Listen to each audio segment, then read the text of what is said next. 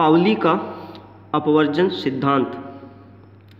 इस सिद्धांत का प्रतिपादन सन 1925 में जर्मनी के एक भौतिक शास्त्री वोल्फगैंग पाउली ने किया था। इस सिद्धांत के अनुसार किसी भी परमाणु में उस परमाणु के कोई भी दो इलेक्ट्रॉन को लिया जाए तो उन दोनों इलेक्ट्रॉनों के चारों क्वांटम संख्याओं का मान कभी भी एक समान नहीं होगा।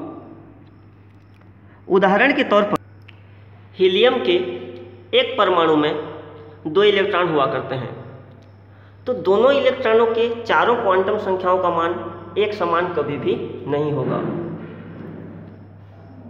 हीलियम के पहला इलेक्ट्रॉन है 1s1 और दूसरा इलेक्ट्रॉन है 1s2।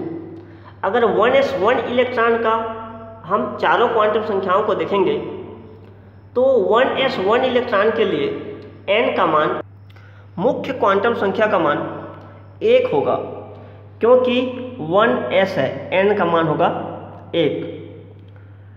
1s1 इलेक्ट्रॉन के लिए द्विगंशी क्वांटम संख्या l का मान होगा, चूँकि s कोश है इसलिए l का मान होगा 0। हम जानते हैं द्विगंशी क्वांटम संख्या का मान l का मान s के लिए 0, p के लिए 1, d के लिए 2 और f के लिए 3 होता है। वहीं पर m का मान, चूँकि l के मान पर निर्भर करता है m का मान, इसलिए यहाँ पर m का मान होगा 0।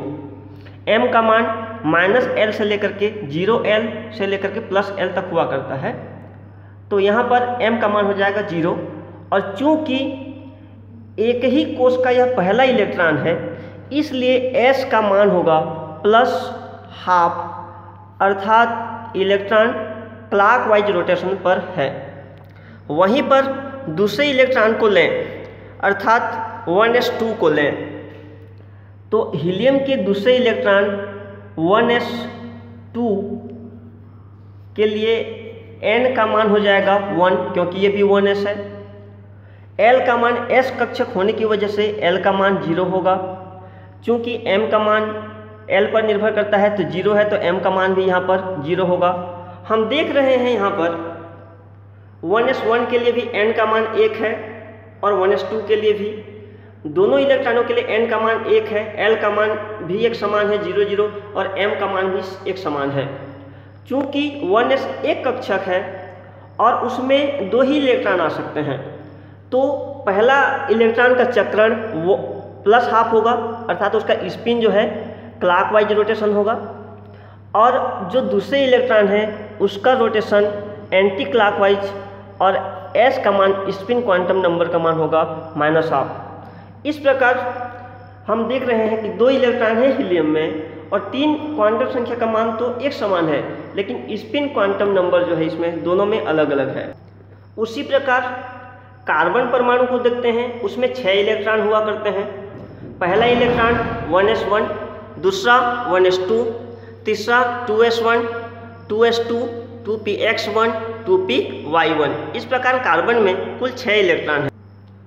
कार्बन की पहले इलेक्ट्रॉन 1s1 के लिए n का मान 1 होगा 1s होने की वजह से, 1s2 के लिए भी n का मान 1 होगा, 2s1 के लिए n का मान 2, 2s2 के लिए भी n का मान 2, 2px1, 2py1 इन दोनों के लिए भी n का मान 2 होगा। पहले इलेक्ट्रॉन के लिए l का मान 0 होगा s होने की वजह से, दूसरे इलेक्ट्रॉन 1s2 के लिए भी l का मान 0 होगा, 2s1 के लिए l का मान 0 होगा, 2s2 के लिए भी l का मान 0 होगा। चूँकि p ऑर्बिटल है इसलिए 2px और 2py दोनों के लिए l का मान 1 होगा।